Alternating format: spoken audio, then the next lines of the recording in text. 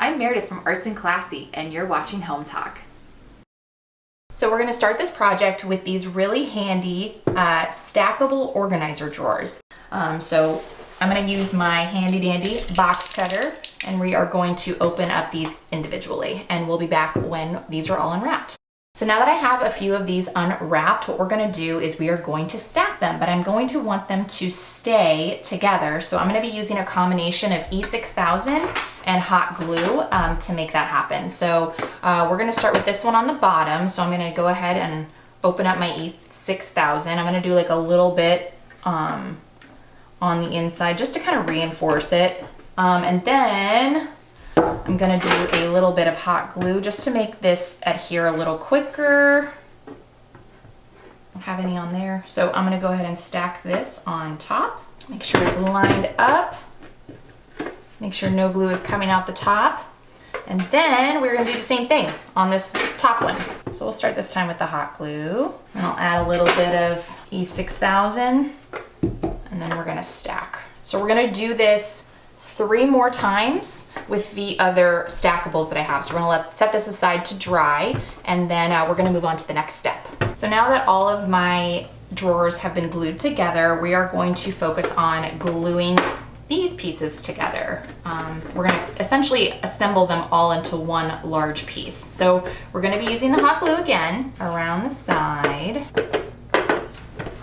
And more E6000 because, you know, and we're gonna put it together here. Make sure it is more so level this direction. So I kind of want them to be flush from the front. All right, so this is holding pretty well just by pressing them together. So we're gonna go ahead and add to it. So I'm gonna take my next stack, but you'll notice that the drawers are facing this direction and then they're facing this direction. So we're kind of going to continue that model. So these drawers are facing backwards. All right, so now that this is all put together, we're just going to give it a second to set, and then we're going to move on to the next step in this project, which will be adding mirrors. I wanted to take a little side note to share that I was able to paint my mirrors because they originally were gold. As you can see, it was kind of an yellowy gold. I didn't really love it, so I'm taking painter's tape and cutting it to size so that I can paint the edges of the mirror to make it look closer to a mirror color. So I think I'm going to probably be using a silver color, but it doesn't take that much time to put this tape down. Thank goodness. It's not that detailed. It only took about 2 pieces of 2-inch painter's tape and using my X-Acto blade to kind of cut the excess off.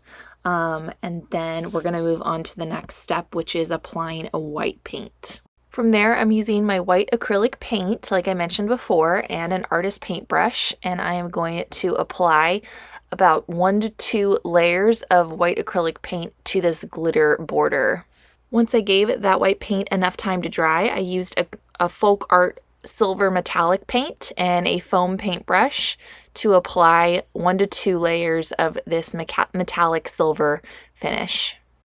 Once all the layers dried, I actually let it dry overnight. I took my X-Acto blade and kind of traced the edges of the tape and essentially where the tape met the border of the paint. And I gave it a little bit of a guide line so that it makes it a little bit easier when I go to remove my blue painter's tape. I will say that there was a little bit of peeling that came with the silver paint, so once I removed the tape, I did have to go back and do some touch-up parts. But overall, I would say this solution worked pretty well. So what we're going to do is and I'm also going to be cleaning these once we adhere everything before the finished reveal. So I'm going to go ahead and use hot glue on the back here. And we are going to be centering it on top. Okay, and then the next step we're going to be doing is we're actually going to be gluing these same mirrors to the sides where the drawers aren't pulling out. So now we're going to take 2 cake pans that I also got from Dollar Tree, marbles as well. The cake pans are with the kitchen stuff, and then the marbles were near where the floral items are. So what we're gonna do is we are gonna open these up, and we're gonna take these labels off.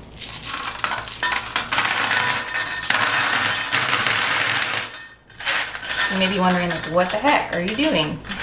So what we're gonna do is we're gonna place this on top, and then we are going to put a layer of E6000, and then we're gonna be setting our organizer on top of that. I'll probably do a little bit of hot glue as well. And then from there, I'm gonna flip this over. So I wanna make sure that I am placing it like right in the center. We're gonna take this,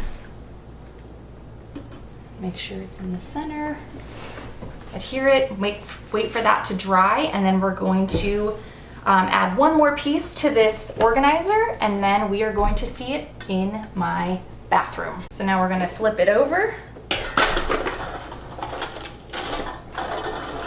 And we have a Lazy Susan situation happening, but we're going to add one more piece to the top of this. So I've got a little brush holder. This is the only item that I did not purchase from Dollar Tree. I got this on Amazon. I believe it was like $8.99 plus tax. But we're just gonna add this to the center because I want a place to hold my brushes.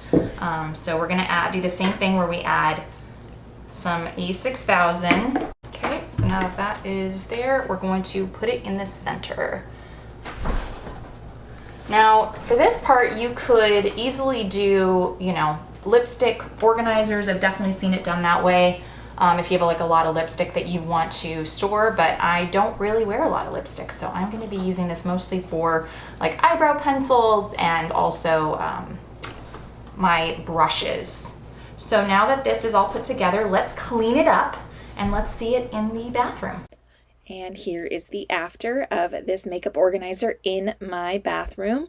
I'm so happy with how it turned out, and I think it's so cool that it spins. You name it, it's in there. So I'm very excited to have this as an addition to my bathroom. I hope you felt inspired to try this project. Thank you for watching Home Talk, and I will see you next time.